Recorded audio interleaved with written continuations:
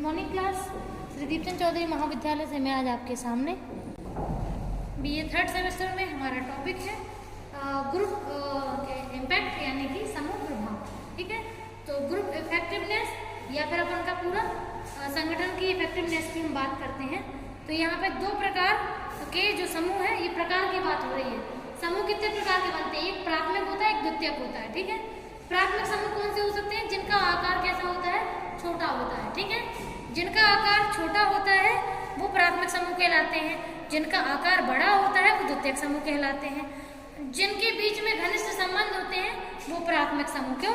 जैसे मान के चलो अगर एक समूह स्टार्ट हुआ, उसमें गिनती के 5 लोग थे जब वो स्टार्ट हुआ या 10 लोग, तो वो सबसे पहले मिले हैं एक दूसरे से, तो चूंकि उनके बीच में घनिष्ठता बहुत अधिक होती है।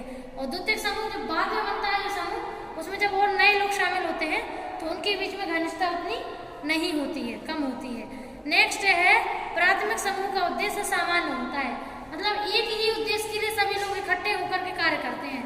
और जो विशिष्ट समूह होते हैं उसमें अलग अलग लोगों को उनकी विशेषज्ञता के अनुसार उस ग्रुप में बांट देते हैं और वो अपने अनुसार कार्य करते हैं। तो विशिष्ट उद्देश्य जो होते हैं वो द्वितीयक में आते हैं, क्योंकि वो अलग अलग गोल के अकॉर्डिंग रहते हैं। एक गोल के लिए सभी खड़े हैं तो सामान्य उद्देश्य हो गया है, तो प्राथमिक होता है। और द्वितीयक में जब अलग अलग उद्देश्यों के लिए अलग अलग लोगों के समूह बनाए जाएं, ठीक है, नए कुछ लोगों को जोड़ा जाए उसमें।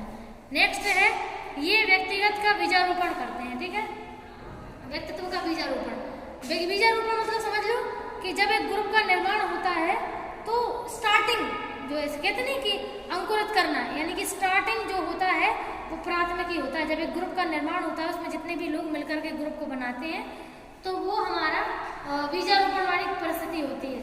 नेक्स्ट है द्वितीयक समूह में व्यक्तित्व की व्यापकता प्रदान होती है, मतलब जो अपन का सेकंड जो द्वितीयक समूह होता है उसमें बहुत ज्यादा बड़ापन, या फिर ऐसा मान के चलो कि जब द्वितीयक समूह बनता है तो उसमें बहुत सारे लोग शामिल हो चुके होते हैं। ठीक है, तो द्वितीयक में धीमे धीमे धीमे स्टार्टिंग जब हुआ तो बात अलग है समूह की, लेकिन जब समय गुजरता जा रहा है, समूह का आकार बढ़ता जा रहा है, ठीक है, तो अब बीजारोपण वाली कंडीशन नहीं रहती है।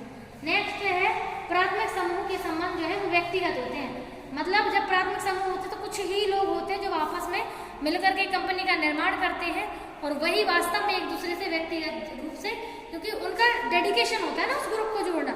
बाकी लोग तो बाद में जो समूह से जुड़ते हैं वो तो केवल कुछ लोग सैलरी के लिए, कुछ लोग जॉब में इंटरेस्ट के लिए, ठीक है, उनके लिए कंपनी से कोई इमोशन थोड़ी जुड़े होते हैं। ठीक है, तो जो संबंध व्यक्तिगत होते हैं तो उसमें सभी लोग जो समूह स्टार्ट करते हैं उनके अंदर से ये चाह होती है कि उनको उस संगठन को बनाना है।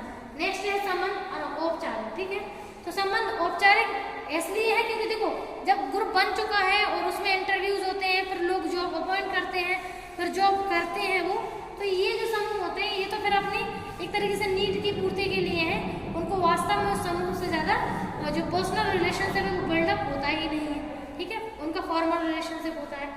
नेक्स्ट है मुख्य व्यक्तियों के प्रति उत्तरदायित्व। तो आप जानते हो जब समूह स्टार्ट होता है तो उसमें हर व्यक्ति की एक दूसरे व्यक्ति के प्रति जिम्मेदारी होती है, रिस्पॉन्सिबिलिटी होती है, जिसको उन्हें फॉलो भी करना होता है, मानते भी है वो और अपने मन से भी करते हैं। लेकिन जो द्वितीयक समूह होते हैं उसमें वास्तव में पूरे समूह के प्रति उनकी जिम्मेदारी तो होती है, लेकिन मतलब ऐसे मान के चलो कि जिस उद्देश्य की पूर्ति के लिए, जिस कार्य के लिए उनको वहां रखा गया है, केवल उतने ही के प्रति वो उत्तरदायित्व देते हैं जो कार्य उनके लिए दिया गया है।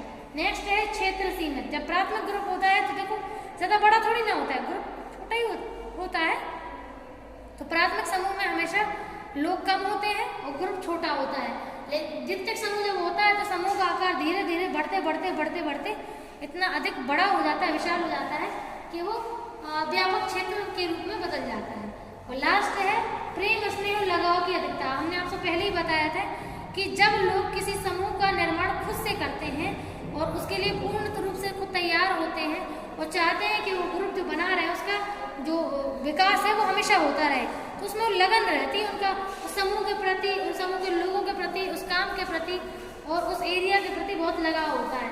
लेकिन जो लोग द्वितीयक समूह में होते हैं, क्योंकि वो अपने कुछ उद्देश्यों की पूर्ति के लिए उस समूह से जुड़ते हैं, तो उनके अंदर उतना ना तो प्रेम स्नेह लगाव की कमी देखने को मिलती है। ठीक है, तो ये कुछ पॉइंट है प्राथमिक और द्वितीयक समूह के। जब समूह बनता है तो प्राथमिक में आता है, और जब धीमे धीमे वो समूह बढ़ता चला जाता है और एक बड़े समूह का रूप धारण कोई भी डाउट हो तो बता सकते हैं। Thank you.